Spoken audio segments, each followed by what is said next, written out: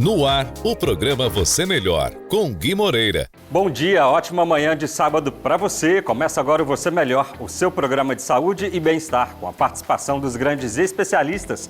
Muito obrigado pela audiência em todo o estado do Paraná. Siga-nos no Instagram, guimoreira.tv e vocêmelhor.band. Estamos também em tempo real pela internet. Confira os destaques do programa de hoje.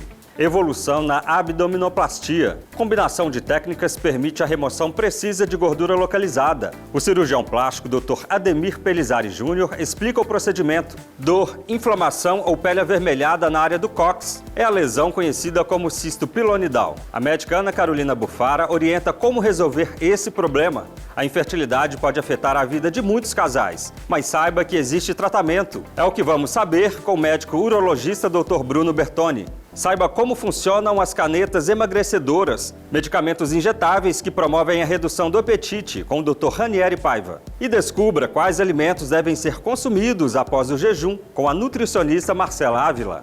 Agora no Você Melhor na Band.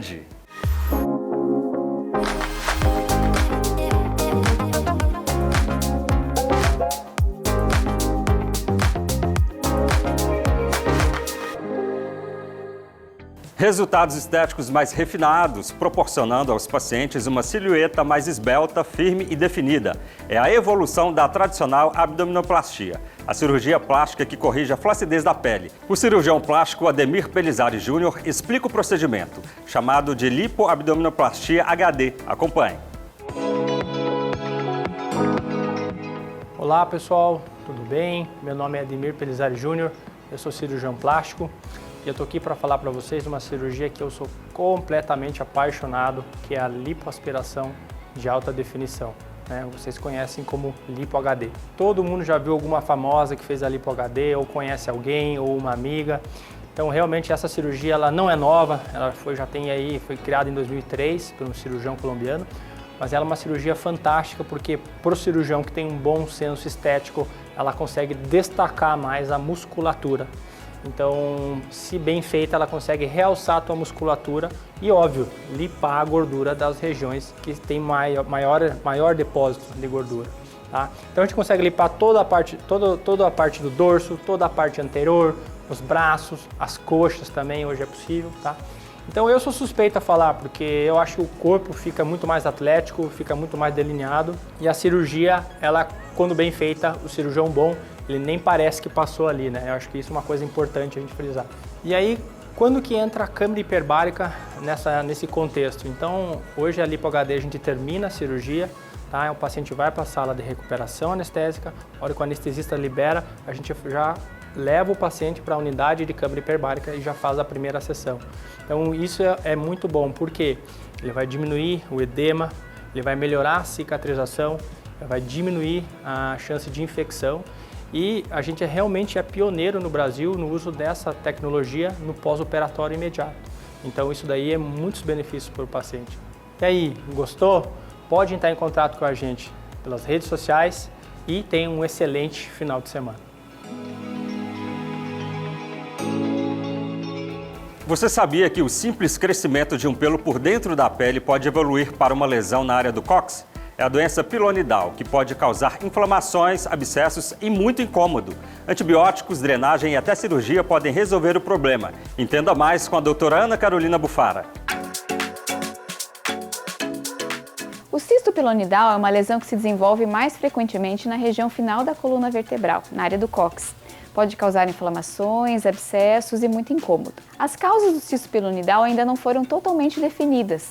Porém, a teoria mais aceita é que a lesão seja provocada por pelos soltos na região que, por atrito, pressão e condições locais, atravessam a pele e se alojam na camada subcutânea. A presença desse corpo estranho gera uma reação inflamatória que promove a formação de cistos. Ele pode ocorrer em qualquer pessoa, mas é mais comum em pacientes jovens e um pouco mais prevalente em pacientes do sexo masculino. Entre os principais fatores de risco estão obesidade, sedentarismo, presença de grande quantidade de pelos na região e sudorese excessiva. Permanecer muito tempo sentado por exigência do profissional ou durante prática de esportes como ciclismo também é um fator de risco para a formação de cisto pilonidal. O diagnóstico é feito normalmente pelo exame físico durante a inspeção do médico no consultório.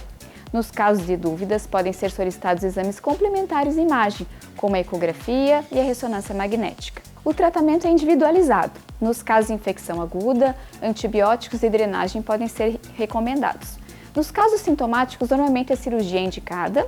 O tratamento cirúrgico pode ser realizado pela cirurgia tradicional, endoscópica e mais recentemente com o uso do laser.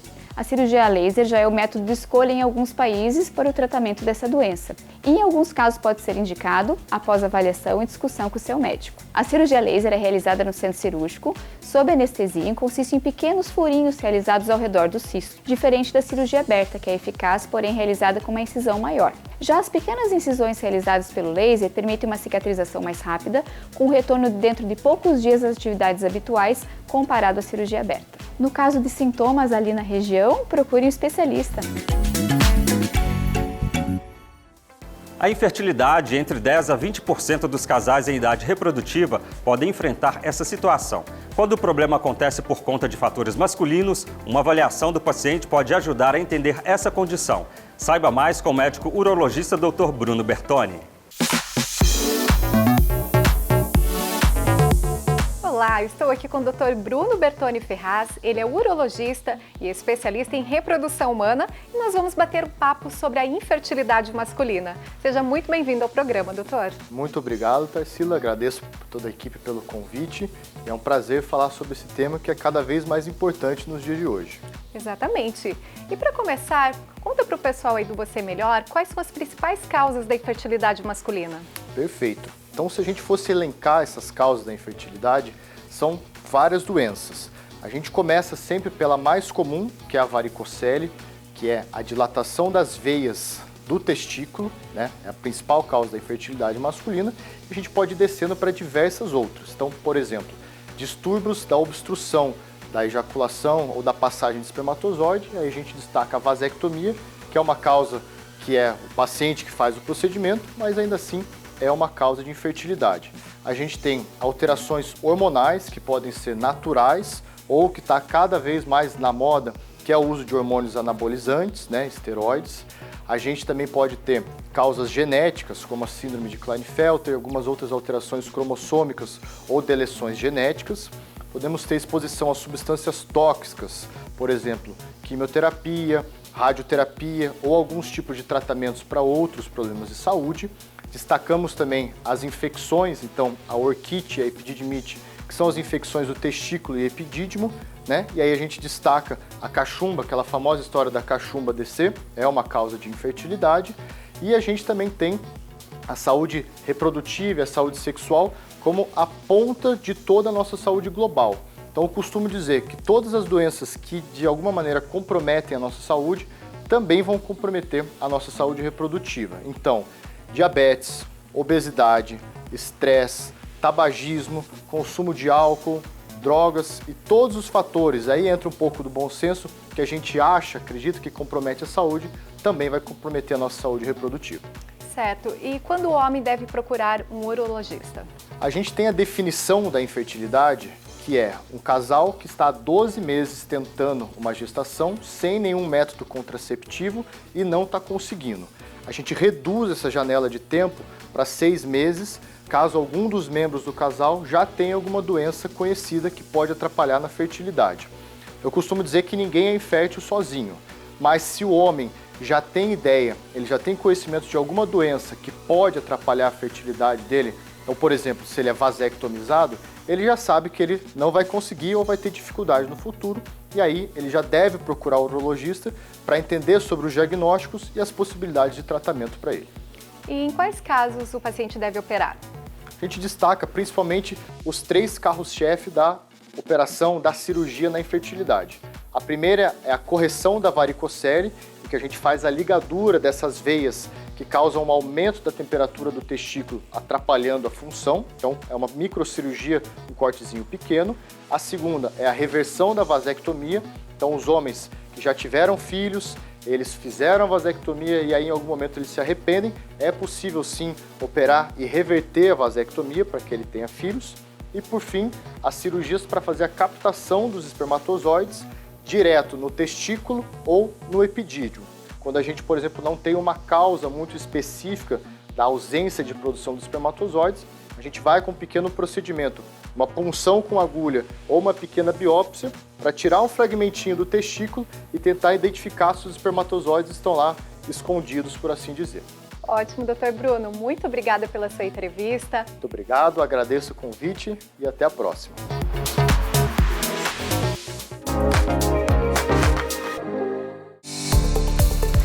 Conheça a Casa das Cadeiras, móveis e objetos de decoração de qualidade, além de sofisticação, estilo e design.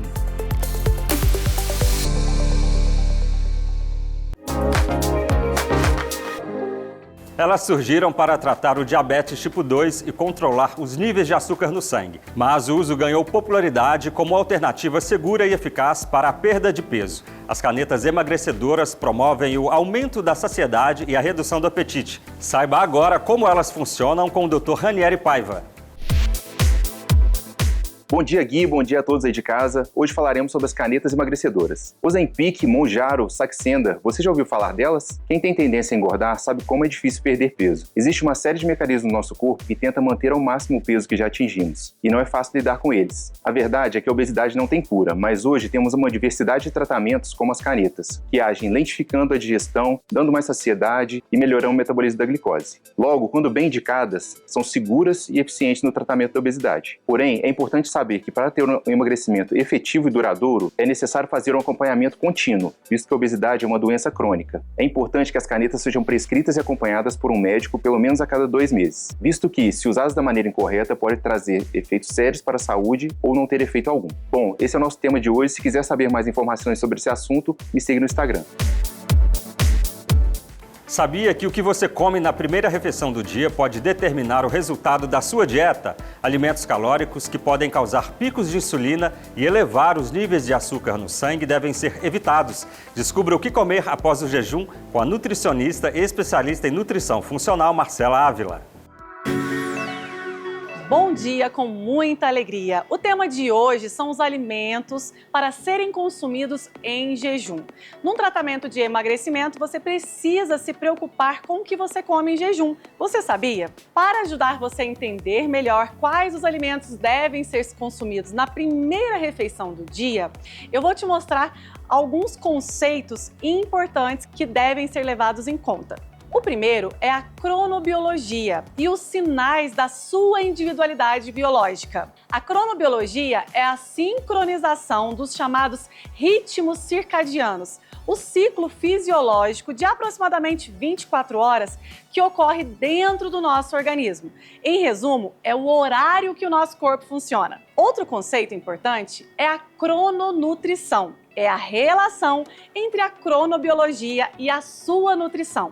Elas estão relacionadas entre os alimentos que você consome e a sua função biológica e podem influenciar o seu ritmo circadiano. Nosso organismo apresenta diferentes demandas metabólicas, digestivas em diferentes momentos do dia, o que pode afetar a forma com que os nutrientes são absorvidos e utilizados pelo seu corpo. Os carboidratos simples são digeridos rapidamente, elevando muito os níveis de açúcar no sangue e também fazendo subir a sua insulina de forma rápida. E a insulina é um hormônio armazenador de gordura. Uma vez que ela é ativada, ela cumpre a função de estocar gordura. Então, o que devemos fazer, Nutri? Sempre que for consumir um carboidrato refinado, colocar junto uma fonte de fibras. Por exemplo, vou comer uma fruta que tem mais frutose, eu coloco junto ou um iogurte ou então castanhas, para que o nosso corpo ganhe mais energia e qualidade. Então, fique atenta. O que você come em jejum pode fazer você engordar ou até mesmo emagrecer. Desejo para você muita saúde e até a próxima. O Você Melhor de hoje vai ficando por aqui. Obrigado pela sua audiência. Conheça a Casa das Cadeiras em Curitiba. Móveis com estilo e design. Siga no Instagram. O nosso programa é exibido também em Minas Gerais, São Paulo e Santa Catarina, além da edição nacional. Para rever, acesse o canal do YouTube. Você Melhor, os grandes especialistas passam por aqui. Nos vemos no próximo sábado aqui na tela da Band. Até lá!